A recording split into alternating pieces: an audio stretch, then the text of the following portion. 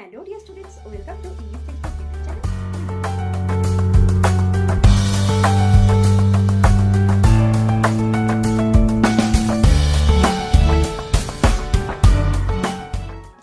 Hello dear students, welcome to English Textbook YouTube channel. We make English easy.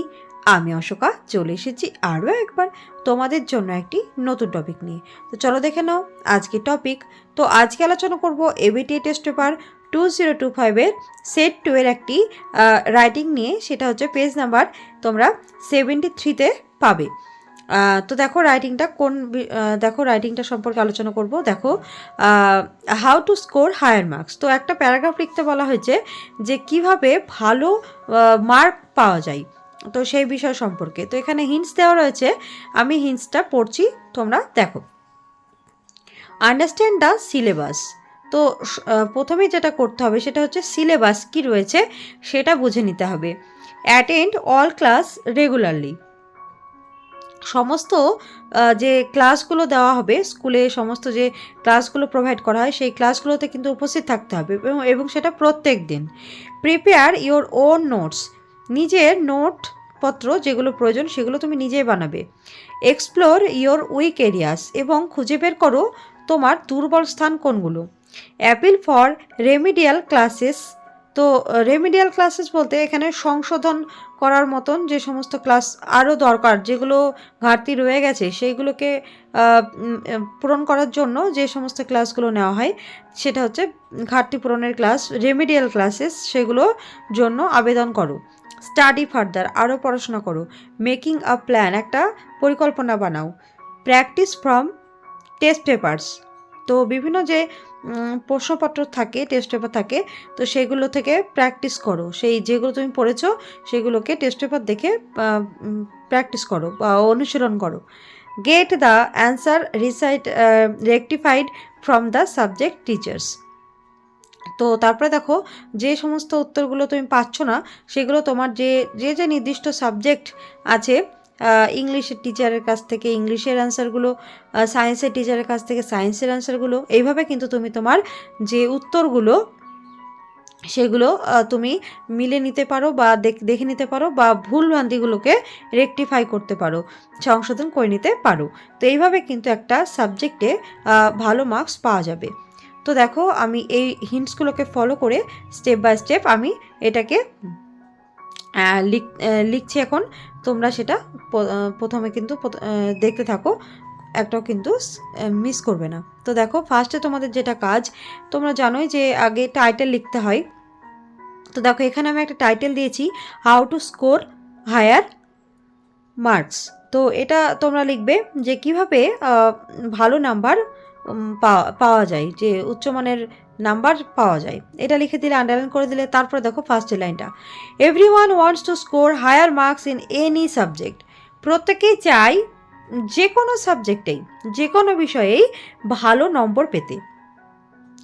A learner should start by understanding the syllabus thoroughly at first.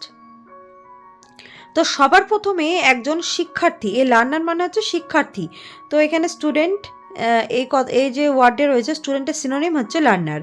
তো লার্নারটা হচ্ছে একটু advance ইংলিশের মধ্যে পড়ে। তো যাই হোক, একজন শিক্ষার্থীকে অবশ্যই জানতে হবে সবার প্রথমে সেটা হচ্ছে তার সিলেবাসটা কি রয়েছে সেটা। এখানে দেখো থরলি ওয়ার্ডটাকে আমি ব্র্যাকেটে রেখেছি। তোমরা যদি মনে করো এটা দেবে না, নাও দিতে পারো, আর যারা মনে করবে না এটা দেবো তারা দিতে পারো। তো যাই হোক, তো একজন শিক্ষার্থীর সবার প্রথমে কাজ হচ্ছে তার যে সিলেবাস, যে বিষয়টা সে পড়বে সেই সিলেবাসটাকে তাকে ভালো করে জানতে হবে। যদি কেউ ম্যাথ করছে, তো ম্যাথের যে সিলেবাসে কী কী রয়েছে সেইগুলো সম্পর্কে তাকে ওয়াকিবহাল হতে হবে। কতগুলো লেসন রয়েছে সেগুলো সম্পর্কে জানতে হবে, অনুশীলনে কী কী রয়েছে। তারপরে হিস্ট্রি পড়ছে, হিস্ট্রির কী কী সিলেবাস রয়েছে, সিলেবাসে কী কী বিষয় রয়েছে, সেই সবগুলো সম্পর্কে তাকে যথেষ্ট জ্ঞান থাকা দরকার। তো সেইগুলো সে কিন্তু সিলেবাসটাকে ভালো করে নিজের আয়ত্তে করে নেবে। He should attend all classes regularly. তার উচিত সমস্ত ক্লাসগুলোতে উপস্থিত থাকা প্রত্যেক দিন, সেটা। To stay updated. With the lesson. তো সেই অনুশীলন লেসন বা যে পার্টটি পড়া হচ্ছে তো সেই পার্টটি সম্পর্কে আপডেট বা সেইগুলো সম্পর্কে সচেতন থাকার জন্য তাকে কিন্তু অবশ্যই ক্লাসে যেতেই হবে। প্রত্যেক দিন ক্লাস একদিনও ফাঁকি দেওয়া চলবে না, তাকে প্রত্যেক দিন তাকে উপস্থিত থাকতে হবে এবং সেখানে ক্লাসে কী কী হচ্ছে সেইগুলো সম্পর্কে, যে লেসনগুলো হচ্ছে, কি পড়া হচ্ছে না হচ্ছে, সেই বিষয়গুলো তাকে কিন্তু অ্যাটেন্ড করতে হবে এবং সেটা ক্লাসে গিয়েই। ওকে, দেখো পরের লাইনটা, then he should prepare his own notes himself. তারপরে তো সে জানলো তার সিলেবাস কী আছে, সে প্রত্যেকদিন স্কুলেও গেল এবং সেখান থেকে কী কী লেসনগুলো সম্পর্কে আপডেট হয়ে গেল এবং তারপর কি করতে হবে, তার উচিত হবে যে তার নিজের নোটপত্র সে নিজেই যেন বানায়, অন্য কারো তৈরি করা নোট নয়, তার নিজের নোটস নিজেই যেন বানায়, যে সে কিভাবে পড়বে না পড়বে সেটা। কারণ this helps to get clear concept, কারণ এইটাই সাহায্য করবে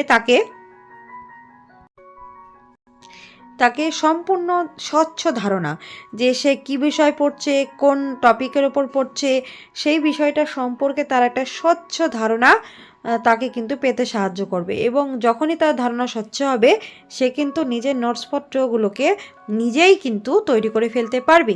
তার ফলে কিন্তু সে অন্যদের থেকে এগিয়ে থাকবে, কারণ এটা সে নিজেই বানিয়েছে, কোনটা ভালো পয়েন্ট সেটা নিয়েছে সেইগুলোকে, বা যেটা লেস ইম্পর্টেন্ট পয়েন্ট সেটাকে বাদ দিয়েছে। তো এইভাবে কিন্তু সে নিজে কিন্তু নোটগুলো বানাবে এবং তার কনসেপ্ট এভাবে ক্লিয়ার হবে।